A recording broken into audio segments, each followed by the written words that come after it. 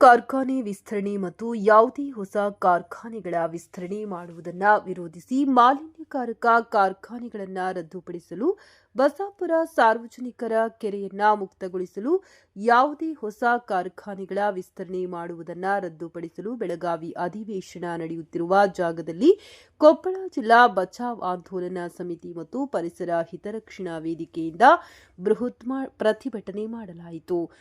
ಸರ್ಕಾರದ ಪರವಾಗಿ ಕನ್ನಡ ಮತ್ತು ಸಂಸ್ಕೃತಿ ಇಲಾಖೆ ಸಚಿವರಾದ ಶಿವರಾಜ್ ತಂಗಡಿಯವರು ಮನವಿ ಸ್ವೀಕರಿಸಿದರು. ಈ ಬೆಳಗಾವಿ ಚಲೋ ಹೋರಾಟದಲ್ಲಿ ಸಮಿತಿ ಪ್ರಧಾನ ಸಂಚಾಲಕರಾದ ಅಲ್ಲಮಪ್ರಭು ಬೆಟ್ಟದೂರ್, ಡಿಎಂ ಬಡಿಗೇರ್, ಈಶ್ವರ ಹತ್ತಿ, ಮಹಂತೇಶ್ ಕೊತ್ತಬಾಳ್, ವೀರಣ್ಣ ನಿಂಗೋಜಿ, ಮಲಾ ಬಡಿಗೇರ್, ಕೆಬಿ ಗುನಾಶ್, ಶರಣು ಗಡ್ಡಿ, ಬಸವರಾಜ್ ಹೂಗಾರ್, ಮಂಗಳೇಶ್ ರಾಥೋಡ್, ಮೂಕಪ್ಪ ಮೇಸ್ತ್ರಿ, ಹನುಮಂತ ಕಟಗಿ ಮುಂತಾದ ಕೊಪ್ಪಳ ಸಾರ್ವಜನಿಕರು ಹೋರಾಟದಲ್ಲಿ ಭಾಗವಹಿಸಿದ್ದರು.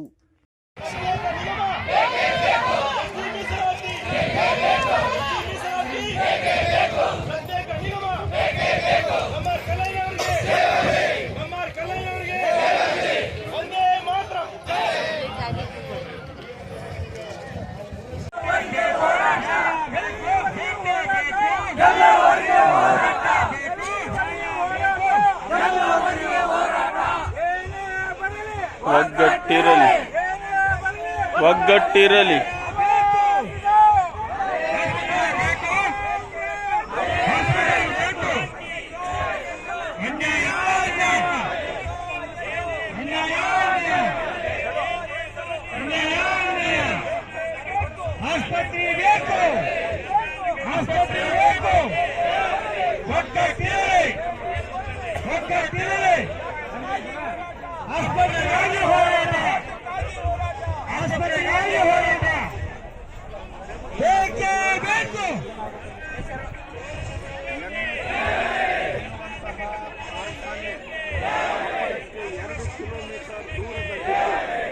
ಈಗಾಗಲೇ ಬಿಳಿಗೇರಿ ಅಲ್ಲಾನಗರ 14-20 ಗ್ರಾಮಗಳು ಸರ್ವನಾಶ ಆಗಿದ್ದು ಅಲ್ಲಿ ಜನರಿಗೆ ಅಸ್ತಮಾ, ಟಿಬಿ, ಕ್ಯಾನ್ಸರ್ ಆಗಿದೆ.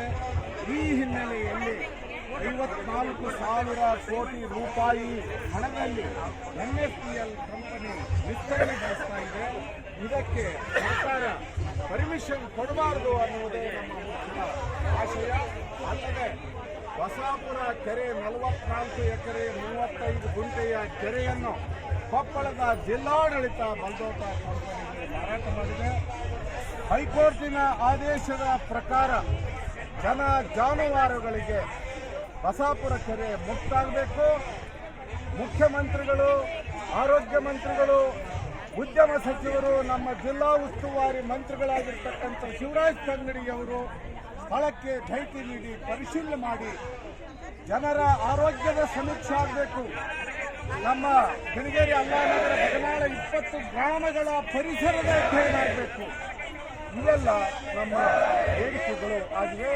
ತುಂಗಭದ್ರಾ ನದಿಗೆ ಮಾಲಿನ್ಯ, ಕಾರ್ಖಾನೆಗಳ ಒಂದು ಮಾಲಿನ್ಯ ನೀರು ಸೇರ್ತಾ ಇದೆ, ಚರಂಡಿ ನೀರು ಸೇರ್ತಾ ಇದೆ, ತುಂಗಭದ್ರಾ ಮಲಿನಾಗ್ತಾ ಇದೆ. ಕುಡಿಯಲಿಕ್ಕೆ ತುಂಗಭದ್ರಾ ನೀರು ಯೋಗ್ಯ ಇಲ್ಲ ಅಂತ ವಿಜ್ಞಾನಿಗಳು ಹೇಳಿದ ಹಿನ್ನೆಲೆಯಲ್ಲಿ ನಮ್ಮ ಒಂದು ಪ್ರತಿಭಟನೆ ನಡೀತಾ ಇದೆ.